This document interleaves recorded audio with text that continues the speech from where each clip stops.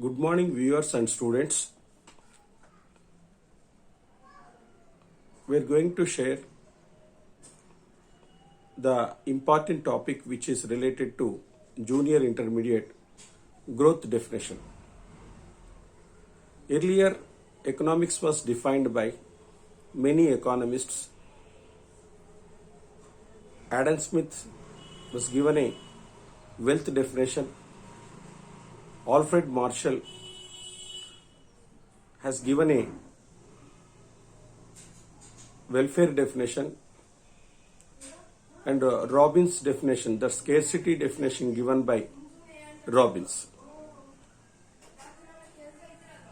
And Robbins definition, when compared with the earlier definitions, Robbins definition considered as acceptable definition for a longer period of time.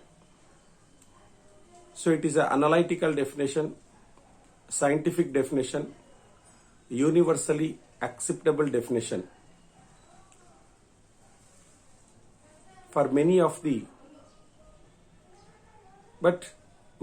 modern economists felt that it does not provide an acceptable answer to the question of modern days.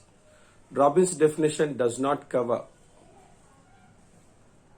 the theory of income and employment determination, the theory of economic growth. So the modern economists like J.M. Keynes, Boulding, Samuelson have given an entirely new definition to economics, which will suit to the modern changing world. So growth definition of economics is given by Professor Paul Samuelson, an American economist and economics Nobel Prize winner in the 1970.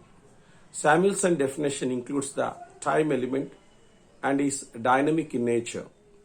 Hence, it is a growth-oriented definition of economics. In the words of Samuelson, economics is the study how people and society choose with or without the use of money to employ scarce productive resources which could have alternative uses to produce various commodities over time and distribute them for consumption now or in the future among the various people and groups in the society. It analyzes the benefits of improving pattern of resource allocation. So Samuelson emphasized in his definition in many points. So he used dynamic society. It is a dynamic definition, and time element is introduced in his own definition. So in the course of a time, there are a lot of changes in the wants, and there are a lot of changes in the resources, and emphasized in the growth of the resources. So Robbins' definition identifies the problem of scarcity and choice. But in the modern definition, the wants are going to change, resources are going to change. This is help to the developing countries. So developing countries, they want to how to increase the resources according to dynamic society.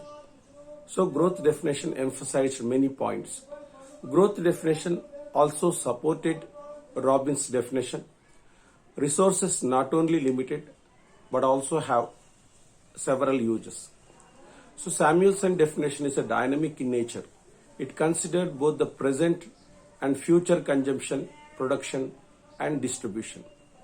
The growth definition is dynamic here.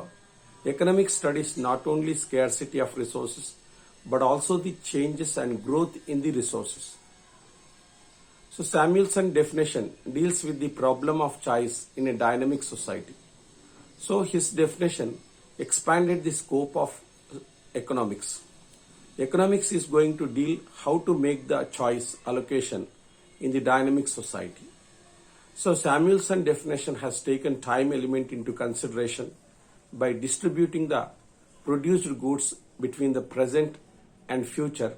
This also removes the static nature of the Robbins definition. Static means stagnant, no change.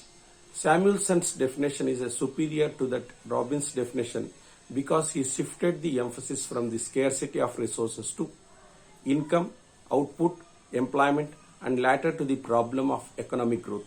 So, growth definition has got wider scope. Samuelson definition applicable even to barter system. So, barter means absence of the money. Goods were exchanged with the goods. So, present monetary economy and future credit economy is also going to studied by economics. So, Samuelson made it his definition dynamic. He includes time and allowed the possibilities of changes in wants and scare means. So this is called Samuelson's growth-oriented definition.